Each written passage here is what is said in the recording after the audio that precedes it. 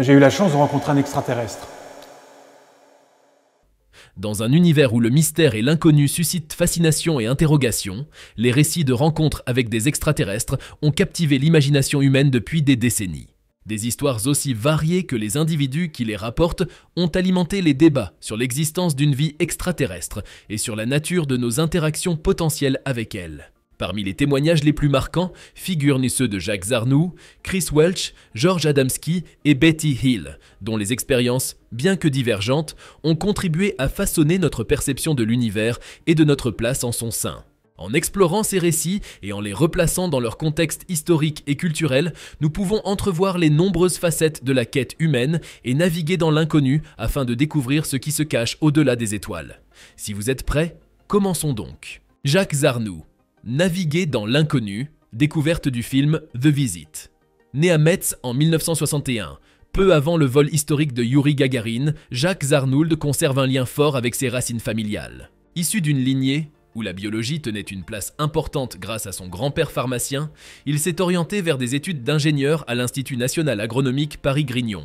Aujourd'hui agro-Paris-Tech, puis a enrichi ses connaissances en foresterie à l'École nationale du génie rural, des eaux et forêts de Paris et Nancy. Mais au lieu de se perdre dans les mystères des forêts, Jacques Zarnoul a choisi de devenir prêtre dominicain. Pendant la journée, il exerce en tant que théologien, tandis que la nuit, il est aumônier dans le quartier animé de la rue Saint-Denis. Après avoir rédigé une thèse d'histoire des sciences en 1999, il se voit confier par le Centre national d'études spatiales la mission de développer une réflexion éthique au sein de l'organisation. Mais laissons de côté ces considérations pour aborder le sujet principal. Que se passerait-il si des extraterrestres venaient à atterrir sur Terre? Cette question, souvent explorée dans la science-fiction, est traitée de manière sérieuse dans le documentaire The Visit réalisé par Michael Madsen. Les représentants de l'ONU ainsi que des scientifiques, astronomes et biologistes répondent avec sérieux aux caméras de ce film éclairant, bien que celui-ci soit fortement ancré dans une perspective occidentale. Sorti le 4 novembre 2015, il dure 1h23 et l'on peut y voir l'ingénieur spatial Chris Welch, l'astrobiologiste à la NASA, Christopher McKay, et le chargé de mission pour les questions éthiques au CNES, Jacques Zarnoul. Le scénario est simple, des extraterrestres débarquent sur Terre. Que faire dans une telle situation? Comment communiquer avec eux? Que leur transmettre sur l'espèce humaine? Sommes-nous en danger? Mêlant documentaire et fiction, The Visit interroge divers spécialistes, scientifiques, astronautes, philosophes, militaires et politiciens. Au premier abord, la succession d'interviews en plan fixe avec des personnes occupant des postes très sérieux peut être intimidante. Cependant, rassurez-vous, Michael Madsen possède un véritable sens cinématographique et sait dynamiser le documentaire. Des plans originaux et esthétiquement réussis accompagnent les propos des intervenants. La musique, pleine de sens, rivalise avec les meilleures bandes originales de blockbusters de science-fiction avec quelques clins d'œil aux classiques du genre. Le tout est enveloppé dans une narration bien pensée, où la caméra adopte souvent le point de vue de l'alien. Les intervenants de The Visit se transforment en acteurs, jouant le jeu de la vraisemblance plutôt que de l'explication banale. On assiste à la collaboration d'une ancienne porte-parole du gouvernement britannique et d'un communicant de l'ONU pour élaborer un message destiné à informer la population humaine. Quel mot choisir? Disons que nous avons la situation en main. Mais est-ce vraiment le cas? Il est essentiel de rassurer pour éviter la panique. Un questionnement pratique crucial, surtout quand on apprend que l'ONU n'a abordé le sujet de l'arrivée éventuelle d'extraterrestres qu'une seule fois. Poussant encore plus loin la mise en situation, Chris Welch, ingénieur spatial, se porte volontaire pour devenir le premier explorateur du vaisseau extraterrestre. Il a envisagé plusieurs scénarios en préparant le film et a finalement retenu celui remettant en question les certitudes humaines sur la vérité. À son tour, un avocat intervient pour expliquer la nécessité d'établir une loi commune de coexistence avec les extraterrestres, ce qui soulève la question de la morale. Est-elle spécifiquement humaine? Le film met l'accent sur l'inconnu, qui suscite à la fois fascination et peur chez notre espèce, ravivant les souvenirs douloureux de la colonisation.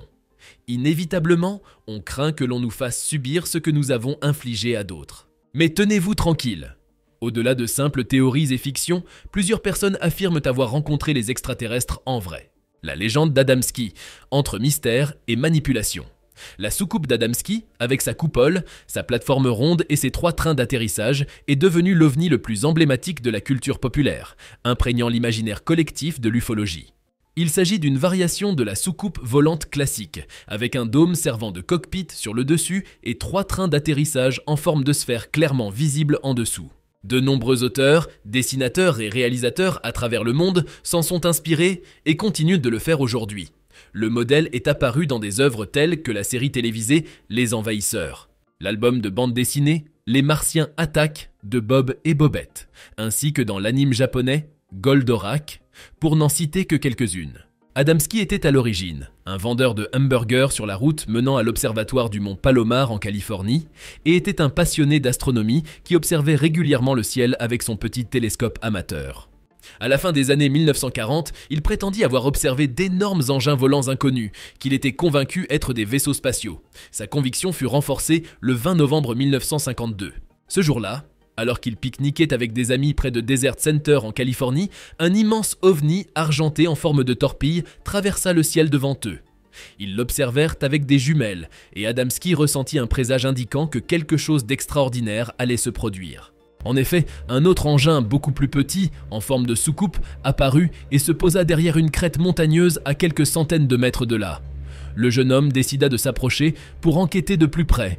Et c'est là qu'il prétendit avoir rencontré Orton, un extraterrestre originaire de Vénus. L'étranger était décrit comme étant très amical, vêtu d'une belle combinaison spatiale, avec de longs cheveux blonds et de beaux yeux bleus. Ce fut le début d'une relation étroite entre deux espèces. Ils se rencontrèrent fréquemment, Adamski prit de nombreuses photos de la soucoupe volante d'Orton, la filma et affirma même être monté à bord pour effectuer des voyages dans l'espace, 8 ans avant Yuri Gagarin, le premier homme dans l'espace. Aujourd'hui, George Adamski et ses récits de contacts extraterrestres sont largement désavoués, bien que certains fans fidèles persistent dans leurs croyances. Pourtant, à une époque, Adamski avait trouvé un créneau lucratif. Il publia « Les soucoupes volantes ont atterri » en 1954 et « À l'intérieur des vaisseaux de l'espace » en 1955. Ses ouvrages connaissent un grand succès et il est souvent invité par les médias pour partager son histoire. À la fin des années 1940, les États-Unis sont plongés dans une vague d'apparitions d'objets volants non identifiés, suscitant l'inquiétude des autorités militaires. Des commissions d'enquête sont créées pour tenter d'expliquer ces phénomènes, et les premiers ufologues indépendants commencent à étudier sérieusement le sujet. Cependant, ces chercheurs désapprouvent fortement les récits sensationnels d'Adamski dans les médias, qu'ils estiment discréditer le phénomène OVNI aux yeux du public. Pour eux, Adamski n'est qu'un imposteur profitant de la fascination médiatique autour des ovnis pour s'enrichir. Ces mensonges sont finalement mis en lumière dès 1959, lorsqu'il prétend avoir observé des caractéristiques géographiques sur la face cachée de la Lune lors de ses prétendus voyages spatiaux. Cependant, les premières photographies de cette face de la Lune, prises par un satellite russe cette année-là, révèlent une surface désespérément dépourvue des éléments décrits par Adamski. Et les fameuses photos prises alors ? Effectivement, de nombreux spécialistes ont contesté la véracité des nombreuses photos prises, les qualifiant de faux grossiers. Par exemple, sa célèbre photo de la soucoupe vénusienne a été dénoncée comme étant une simple maquette, avec pour composante principale une lampe à pétrole. À l'examen de ces photos aujourd'hui, les manipulations semblent si rudimentaires que l'on peine à comprendre comment elles ont pu être prises au sérieux à l'époque. Malgré tout, George Adamski reste indissociable de l'histoire des ovnis, pour le meilleur et pour le pire. Sa mort en 1965 marque le début de son déclin progressif dans l'oubli.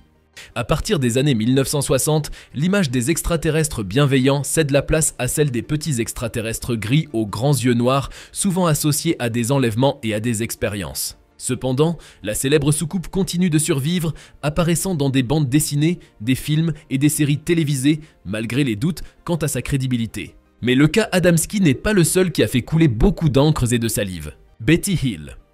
Une vie entre réalité et imaginaire extraterrestre. Betty Hill, première femme à affirmer avoir été enlevée par des extraterrestres en pleine guerre froide, a joué un rôle crucial dans la construction de l'imaginaire des ovnis aux États-Unis. En 1961, Betty Hill, dans la quarantaine et travaillant au département de l'aide sociale à l'enfance, et son mari Barney, employé postal et militant des droits civiques, vivent à Portsmouth, formant l'un des rares couples mixtes de l'époque. Leur vie bascule le mardi 19 septembre à 22h15 sur une route perdue dans une forêt du New Hampshire qu'ils traversent en Chevrolet après de brèves vacances au Canada. Betty aperçoit dans le rétroviseur une lumière intense dans le ciel au-dessus des White Mountains, affirmant qu'il ne s'agit pas d'un avion. Barney observe à travers des jumelles des rangées de hublots et des silhouettes à l'intérieur de l'objet volant. Paniqué, le couple repart rapidement dans une série de bips étranges faisant vibrer la voiture. De retour chez eux, ils constatent des détails troublants. Leurs montres se sont arrêtées, la robe de Betty présente des taches roses, la voiture est endommagée, les chaussures de Barney sont déchirées et il ressent des douleurs inhabituelles. Épuisés, ils dorment pendant 48 heures d'affilée. 2 jours plus tard, Betty contacte la base militaire de Pease pour signaler l'incident, confirmé par les radars, et Walter Webb, enquêteur du NICAP, est dépêché pour recueillir leurs témoignages. Cependant, il y a un laps de temps de 2 heures où le couple ne se souvient de rien, entre leur fuite en voiture et leur retour chez eux.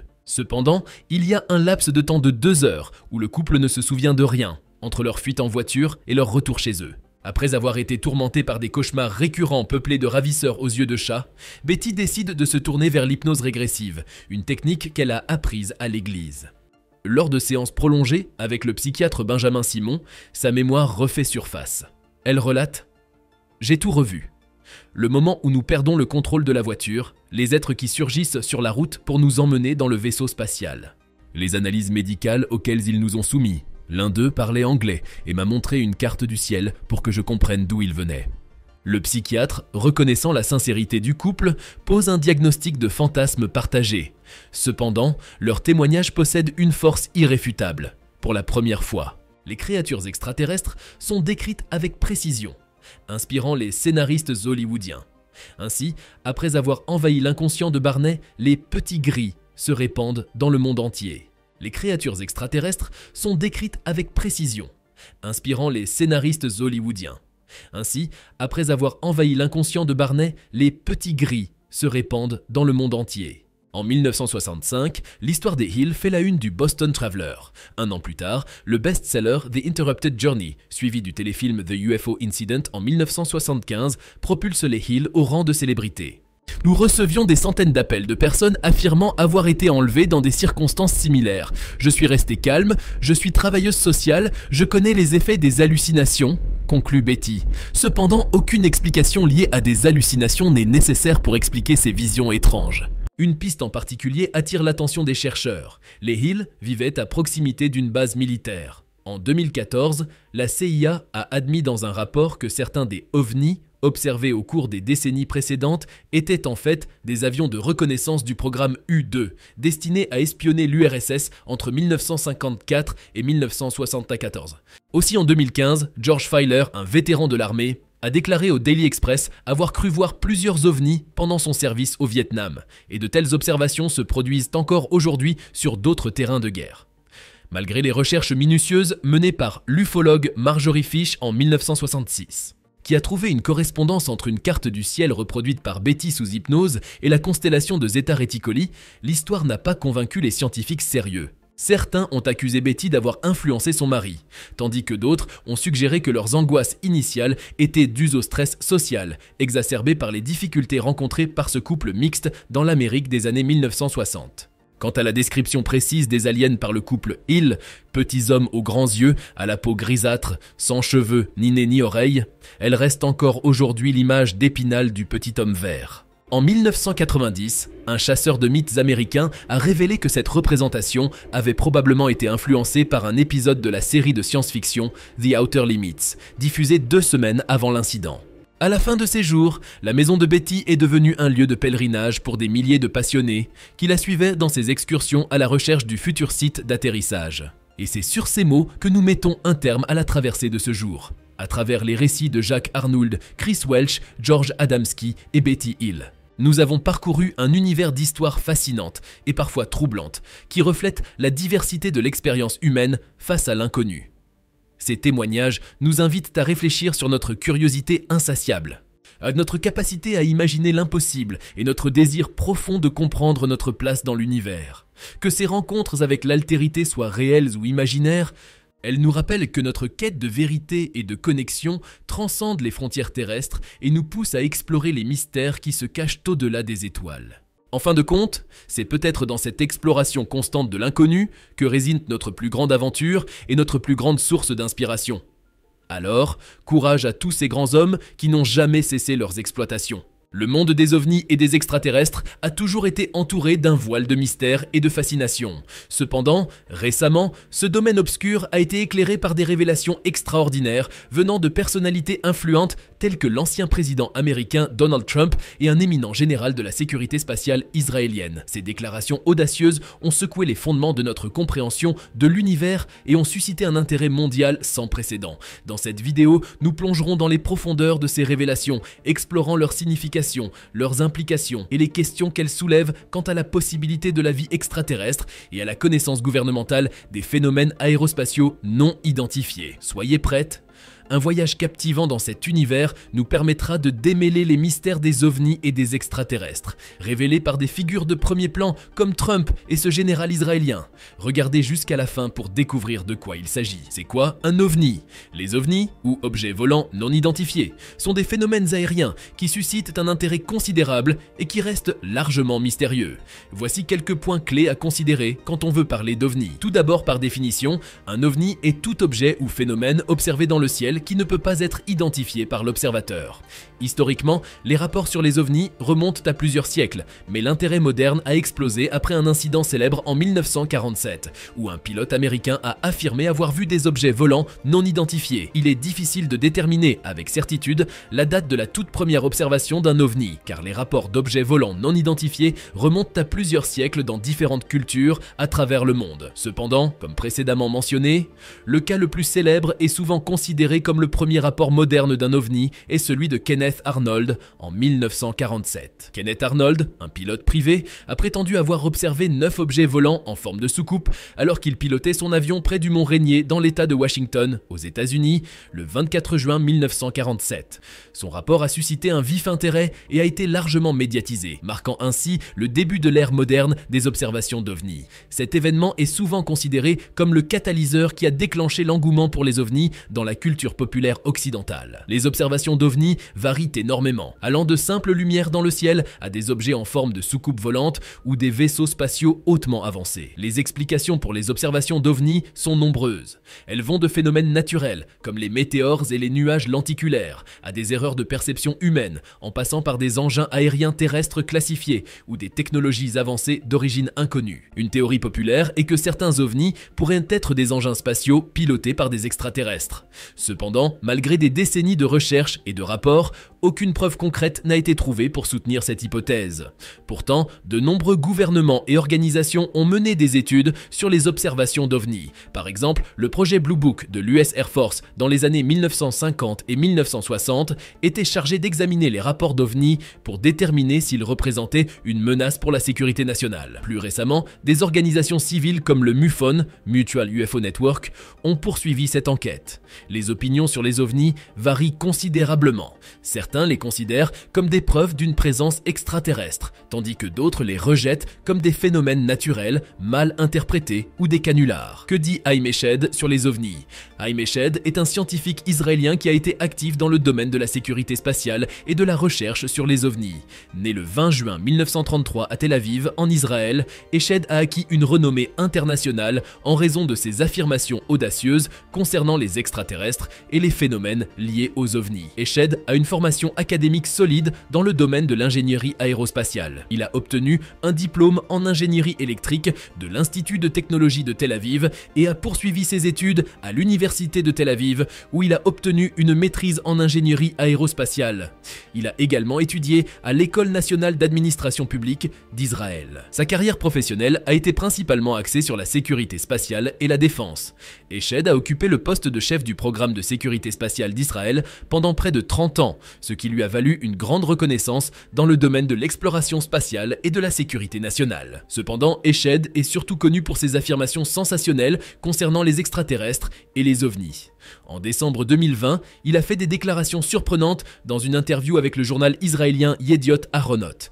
Eshed a affirmé que les extraterrestres existent et qu'ils ont établi une fédération galactique avec laquelle les gouvernements américains et israéliens seraient en contact. Il a également déclaré que les extraterrestres avaient empêché l'humanité de connaître leur existence, car nous n'étions pas prêts à les comprendre. Ces affirmations ont attiré l'attention des médias du monde entier et ont suscité un débat considérable sur la question de savoir si Eshed était crédible ou s'il avait perdu sa crédibilité en raison de ces révélations. Il convient de noter que bien que certaines personnes aient été sceptiques à l'égard des affirmations d'Eshed, d'autres ont défendu son intégrité et ont souligné sa longue carrière dans le domaine de la sécurité spatiale.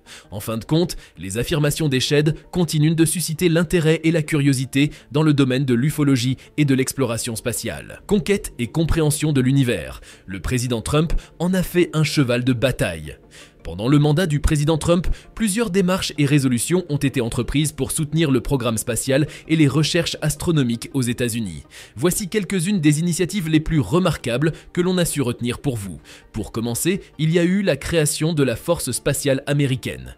En décembre 2019, le président Trump a signé le projet de loi de financement de la défense nationale qui incluait la création de la Space Force, une nouvelle branche des forces armées américaines dédiée aux opérations spatiales. Ensuite vient l'initiative Artemis. Le président Trump a soutenu l'initiative Artemis de la NASA qui vise à renvoyer des astronautes sur la Lune d'ici 2024, avec l'objectif à plus long terme d'établir une présence humaine permanente sur la Lune et de préparer des missions vers Mars. L'administration Trump a mis en place une série de politiques visant à réformer et à moderniser le secteur spatial américain, y compris la déréglementation pour encourager l'innovation et les investissements privés dans l'espace. En outre, on peut souligner l'encouragement des partenariats publics-privés. Le gouvernement Trump a encouragé les partenariats publics-privés dans le domaine spatial, notamment en facilitant la collaboration entre la NASA et des entreprises privées comme SpaceX et Blue Origin pour des missions spatiales habitées et non habitées. Par ailleurs, la politique de protection des actifs spatiaux vient renforcer les initiatives prises par le président Donald Trump. L'administration Trump a adopté une politique de protection des actifs spatiaux américains, y compris des satellites et d'autres infrastructures critiques en orbite, contre les menaces potentielles telles que les attaques cybernétiques et les débris spatiaux. Ces initiatives ont contribué à maintenir et à renforcer le leadership des États-Unis dans le domaine spatial et à encourager l'exploration et la recherche dans le domaine de l'astronomie et de l'exploration spatiale. La révélation de Trump et de l'ancien chef de la sécurité spatiale d'Israël. L'ancien chef de la sécurité spatiale d'Israël affirme que les extraterrestres existent et que Trump le sait. Dans une interview avec un journal israélien, le général Haim Eshed a fait ces déclarations très surprenantes qui ont fait la une des plus grands magazines du monde. Il a dit que les extraterrestres attendaient jusqu'à aujourd'hui que l'humanité se développe et atteigne un stade où nous comprendrons en général ce qu'est l'espace et ce que sont les vaisseaux spatiaux. Le correspondant mondial en chef de NBC News, Bill Neely, expliqua d'ailleurs cela en décembre 2020. Bill Neely s'accorde à dire que c'est toute une histoire qui vient de l'homme qui a dirigé le programme de sécurité spatiale d'Israël pendant près de 30 ans.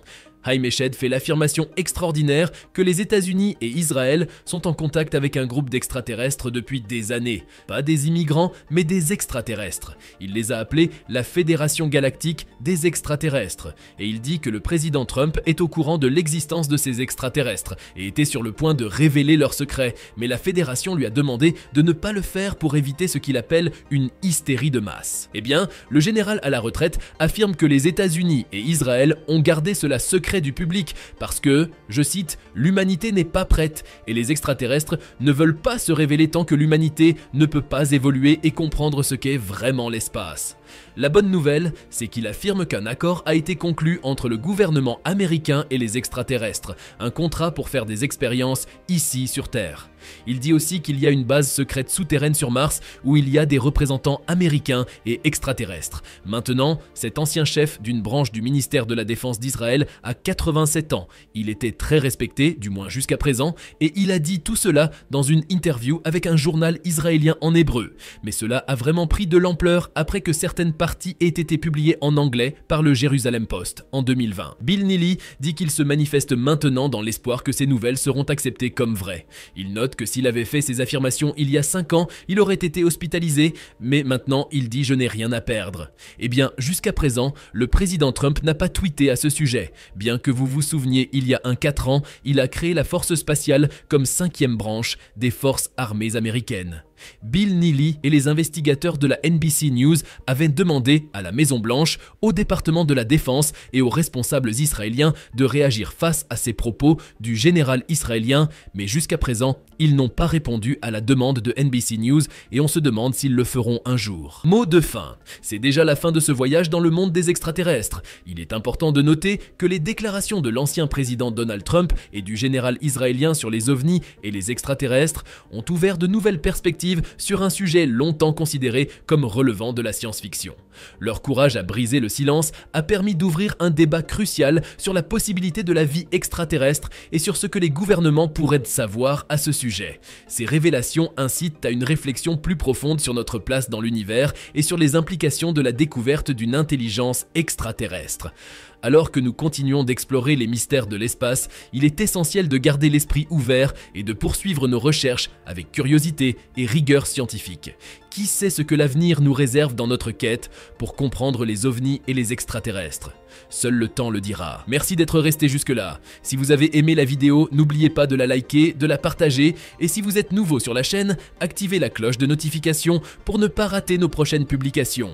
À très bientôt pour un palpitant décryptage de l'actualité scientifique.